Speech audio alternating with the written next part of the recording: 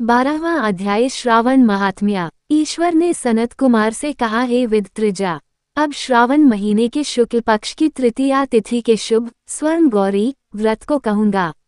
उस दिन सुबह स्नान नित्यकर्म कर संकल्प करे, 16 उपचार से पार्वती शंकर का अर्चन करे, प्रार्थना करें, हे देव, हे जगतपते, हे सुरसतम, मेरे द्वारा की हुई पूजा को आप स्वीकार करें।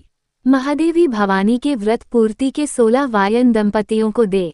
मैं भवानी के प्रीत्यर्थ तथा व्रत पूर्ति के निमित्त उत्तम ब्राह्मणों को वायन देता हूँ। चावल पिसान से निर्मित 16 पकवान बांस की 16 टोकरी में रख वस्त्रों से युक्त कर सपत्नीक 16 ब्राह्मणों को बुलाकर कहे, मैं व्रत संपूर्णता फल प्राप्त्यर्थ के लिए देता हूँ। अलंकार आदि से संपन्न पतिव्रत धर्म युक्त शोभन सुवासिनी इसे स्वीकार करें।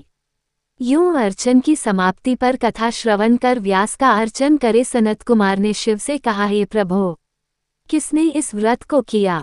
इसका क्या महात्म्य है? उद्यापन इसका कैसे होगा? आप ये सब मुझसे कहें। ईश्वर ने कहा, हे सनत कुमार, पूर्व समय में सरस्वती नदी के किनारे सुविला नामक प्रसिद्धि महानगरी थी। उसमें कुंवर के तुल्य चंद्रप्रभ नाम वाला राजा था। उसके रूप लावण्य से युक्त सौंदर्य, मुस्कान युक्त मनोहर कमल सदृश नेत्र वाली महादेवी और दूसरी विशाला नाम वाली 2 रानियां थीं। इनमें से राजा चंद्रप्रभ को ज्येष्ठ महादेवी अधिक प्रिय थी। एक रोज राजा शिकार की कामना से वन में गया। वहां सिंह, शार्दूल, वाराह, अरना, भैंसा, हाथी का शिकार कर प्यास से दुखी हो राजा उस बड़े वन में घूमने लगा। राजा ने अप्सराओं के तालाब को देख उनके किनारे पर जाकर उस तालाब का उत्तम जलपान किया। अप्सरागणों को भक्ति युक्त गौरी का अर्चन करते देखा। उन अप्सरागणों से कमल नेत्र वाले राजा ने पूछा, आप ये क्या कर रही हैं? वे बोली, हे नृपोत्तम, हम स्वर्ण गौरी का व्रत करती है। राजा ने कहा, हे देवियों, इसकी विधि तथा इसका फल भी आप विस्तार युक्त मुझसे कहें। उन स्त्रियों ने कहा, हे राजन, श्रावण शुक्ल तीज के रोज स्वर्ण गौरी नाम का ये व्रत किया जाता है। इसमें परम प्रसन्नता तथा भक्ति द्वारा पार्वती और शंकर का पूजन किया जाता है। 16 तार का डोरा अपने दाहिने हाथ में पुरुष व बाएं हाथ में स्त्रियां बांधती है। ये सुन चंद्रप्रभ राजा ने भी व्रत कार्य को संपन्न कर सविधि 16 तार के डोरे को अपनी दाहिनी भुजा में बांधकर व्रत को स्वीकार किया। राजा ने कहा, हे देवदेवेशी, मैं इस डोरे को व्रत के लिए बांधता हूँ, मेरे पर आप कृपा करें।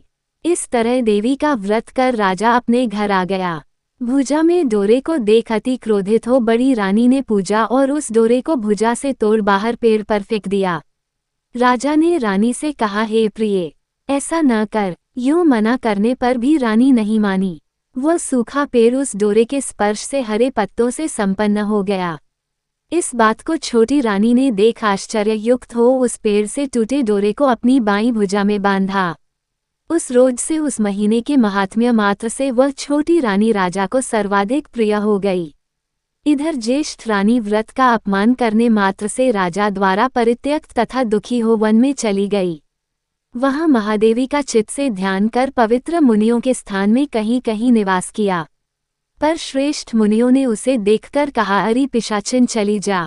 वह तिरस्कृत तथा दुखी रानी घोर जंगल में घूमती हुई एक जगह बैठ गई। उसी समय रानी के आगे देवी दया से प्रकट हो गई। देवी नृपप्रिया रानी ने भूमि पर दंडवत प्रणाम तथा स्तुति की। हे देवी, आपकी जय हो, आपको नमस्कार है। हे भक्त वरप्रदे, आपकी जय हो। हे शंकर वामांगे, आपकी जय हो। यूं भक्ति द्वारा देवी के वर प्रभाव से गौरी अर्चन तथा व्रत किया। व्रत के प्रभाव से राजा उस बड़ी रानी को अपने घर ले आया। देवी के वर प्रसाद से उसने सब इच्छाओं को प्राप्त कर लिया। दोनों रानियों के सहित राजा संपूर्ण राज्य का उपभोग कर समृद्धिशाली हो गया। अंत में दोनों पत्नियों सहित राजा शिवलोक चला गया।